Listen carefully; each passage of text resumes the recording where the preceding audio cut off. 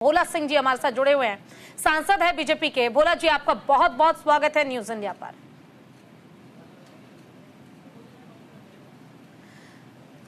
जी धन्यवाद। जी भोला जी, बहुत ज्यादा घमासान की खबरें सामने आ रही है और खबरें ये हैं कि बीजेपी जब इतनी बेहतर पार्टी है ही तो सहयोगियों के साथ आकर सीट शेयरिंग पर फॉर्मूला तय कर पाना इतना मुश्किल क्यों हो रहा है?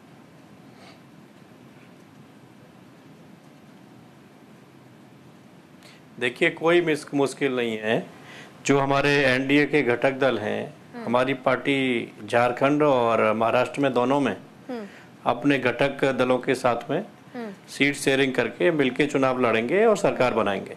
बिल्कुल, देखिए मिलकर चुनाव लड़ेंगे, सरकार भी बनाएंगे, ये काफी पहले से भी बोला जाता रहा है। लेकिन मिलके चुनाव लड़ने से पहले और सरकार बनाने से पहले सीटों पर जो घमासान मचा हुआ है इसे कैसे सॉल्व करेंगे? क्योंकि शिंदे गुट जो है उनकी अपनी डिमांड है सीटों को लेकर। वहीं अजीत पवार की अगर हम बात कर ले तो वो अपने रुख में नजर आ रहे हैं। बीजेपी कह रही है कि 105 सीटों से कम पर हम चुनाव नहीं लड़ेंगे।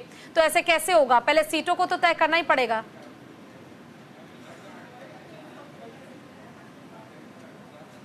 देखिए, बिल्कुल सीटें तय होंगी और हमारी सब बैठ के व्यवस्था बन गई है। सीटें शेयरिंग पे बातचीत हो गई है और अगर किसी को कंफ्यूजन है तो उसको बैठ कर रिजॉल्व करेंगे और साथ में रह के आगे बढ़ेंगे इसमें। बिल्कुल। भोला जी, ये भी आपसे जानना चाहूंगी, देखिए महाराष्ट्र में चुनाव से पहले एक होर्डिंग लगाया गया योगी आदित्यनाथ का, जिसमें उस स्लोगन का यूज किया गया है, कटोगे तो बटोगे। महाराष्ट्र चुनाव से पहले आखिर इस होर्डिंग का क्या मतलब है? क्योंकि यूपी के मुख्यमंत्री, उनके होर्डिंग इस्तेमाल किए जा रहे हैं महाराष्ट्र में, जहां एकनाथ शिंदे के बड़े बड़े होर्डिंग्स लगने चाहिए थे, उनके वर्क रिपोर्ट को लोगों तक पहुंचाया जाना चाहिए था।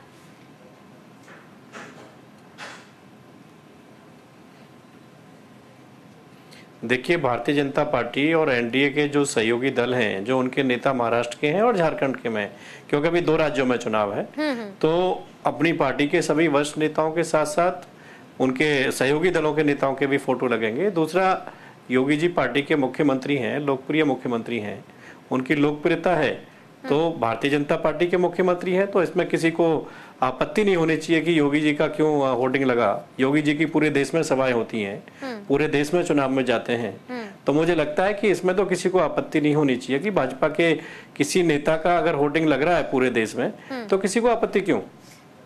कटोगे तो बटोगे, इसके जरिए क्या संदेश बीजेपी का?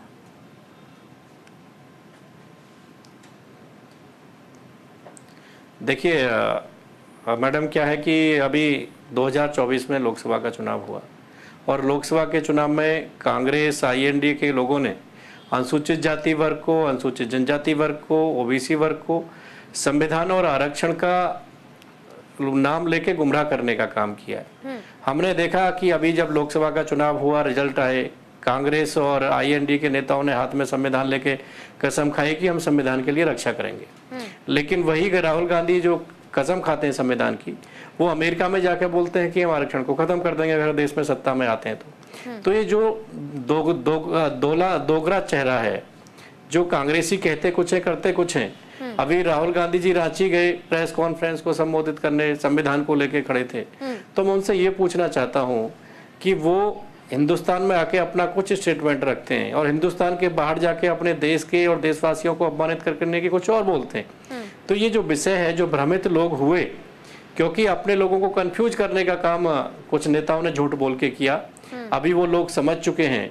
और जो संदेश है हमारी सरकार का, हमारी पार्टी का, कि माननीय मोदी जी का जो विकसित भारत का संकल्प है, उस संकल्प को पूरा करने के लिए जिस तरीके से मोदी जी के नेतृत्व में सबका साथ सबका विकास, सबके विश्वास की पॉलिसी को लेकर लगातार 10 साल काम हुए हैं, योजना बिना किसी भेदभाव के नीचे पहुंची है, तो पार्टी का यही संदेश है कि आप सब एकजुट होइए और एकजुट होकर भाजपा के और एनडीए के साथ में रहिए, ताकि जो विकसित भारत का संकल्प है उसको पूरा करने में देश के हर नागरिक की सहभागिता रहे। लेकिन सबका साथ सबका विकास बीजेपी का सिर्फ यही एक प्रयास, लेकिन सबके साथ में अपने सहयोगियों के चेहरे को ही अगर आप देख लें तो काफी उखड़े हुए नजर आ रहे हैं। चाहे अजीत पवार की बात कर ले, देवेंद्र फडणवीस की बात कर ले, या फिर बात कर ले एकनाथ शिंदे की।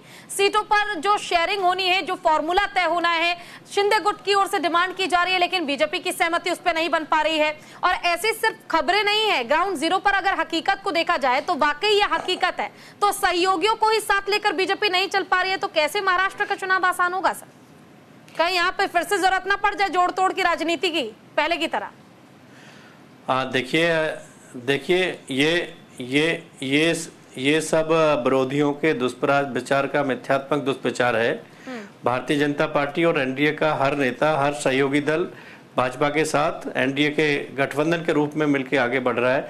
कभी लोग तरह तरह की बातें करते हैं। आपने देखा जब सरकार बनी, लोग कहते हैं कि जी एनडीए के घटक दल हैं वो नाराज हैं, मंत्रालय को लेके वो हैं, अभी ये होने वाला है, वो होने वाला है। तो ये सारी चीजें विरोधी लोग चलाने का काम करते हैं, जनता को भ्रमित करने का काम करते हैं। लेकिन मैं इतना कह सकता हूँ आपके उससे कि एनडीए एक साथ है, एकजुट है, और एनडीए मिलकर जिस तरीके से अभी जम्मू कश्मीर के चुनाव में, हरियाणा के चुनाव में भाजपा की सरकार रही, जम्मू कश्मीर में अच्छा प्रदर्शन हुआ, महाराष्ट्र और झारखंड में एनडीए की सरकार बनेगी। जब 23 तारीख को रिजल्ट आएंगे तो दोनों राज्यों में एनडीए के मुख्यमंत्री शपथ लेने वाले। अच्छा भोला जी, ये बताइए, आप कह रहे हैं कि इस सीटों पर जो समीकरण है उसे तैयार किया जा रहा है और लिस्ट भी जल्द जारी की जाएगी, और कितना इंतजार करना पड़ेगा? बताइए कब तक फाइनल लिस्ट आ जाएगी एनडीए की? देखिए, भारतीय जनता पार्टी की दोनों राज्यों में, झारखंड में भी, महाराष्ट्र में भी भारतीय जनता पार्टी के कैंडिडेटों की लिस्ट आ चुकी है। और जो सीट शेयरिंग हुई है, वो जो हमारे घटक दल हैं उनको अपनी लिस्ट जारी करनी है। वो अपने प्रत्याशियों को, अपने किन प्रत्याशियों को उनको लड़ाना है, कौन प्रत्याशी उनकी पार्टी के सिंबल से लड़ेगा, ये वो तय करके उनका लड़ाने का काम। भारतीय जनता पार्टी की मोस्टली सीटें अपने प्रत्याशी दोनों राज्यों में डिक्लेयर हो चुके हैं। बोला जी, आरोप ये भी लगाए जा रहे हैं कि बीजेपी हमेशा धर्म की राजनीति करती है। एक बार फिर से बटोगे तो कटोगे के स्लोगन के जरिए जो एक हिंदुत्व का एजेंडा बीजेपी चलाती है, एक बार फिर से इसे आगे बढ़ाया जा रहा है और कोशिश ये की जा रही है एनडीए की ओर से या बीजेपी की ओर से कि महाराष्ट्र में इस स्लोगन के जरिए या इस कहावत के जरिए चुनाव जीत पाना आसान होगा। यानी कि आरोप सिर्फ विपक्षी ही नहीं, ग्राउंड जीरो पर आप जाएंगे तो कई लोग भी ये लगाते हैं कि बीजेपी तो धर्म की राजनीति करती है।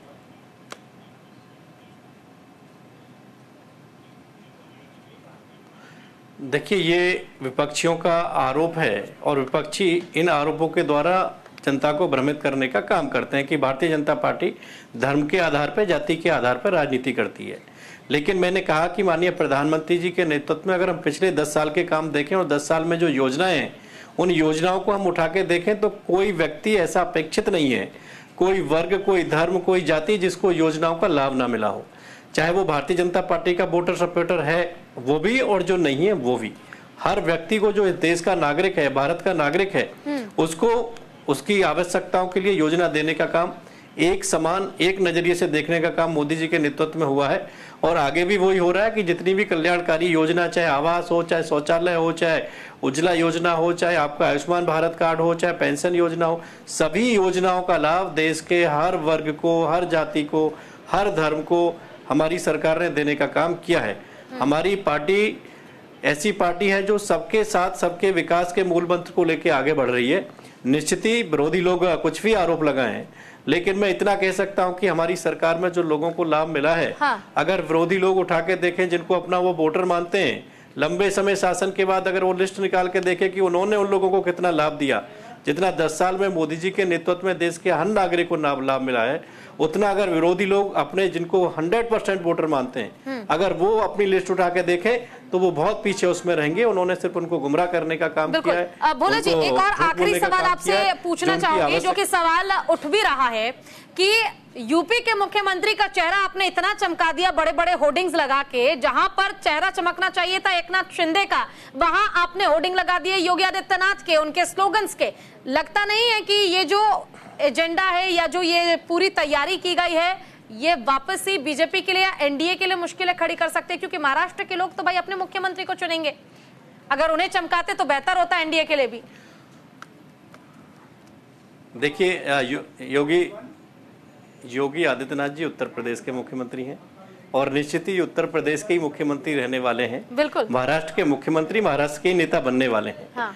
तो ये जो विरोध जिस तरीके का वो लगा रहा है कि योगी जी, मैंने कहा कि योगी जी लोकप्रिय नेता है भारतीय जनता पार्टी के, हमारे बहुत सारे लोकप्रिय नेता हैं, हर नेता का फोटो हर प्रदेश में लग रहा है। तो ये कोई वो नहीं है कि योगी जी का ही क्यों लग गया, योगी जी कोई बाहर के तो है नहीं, भारतीय जनता पार्टी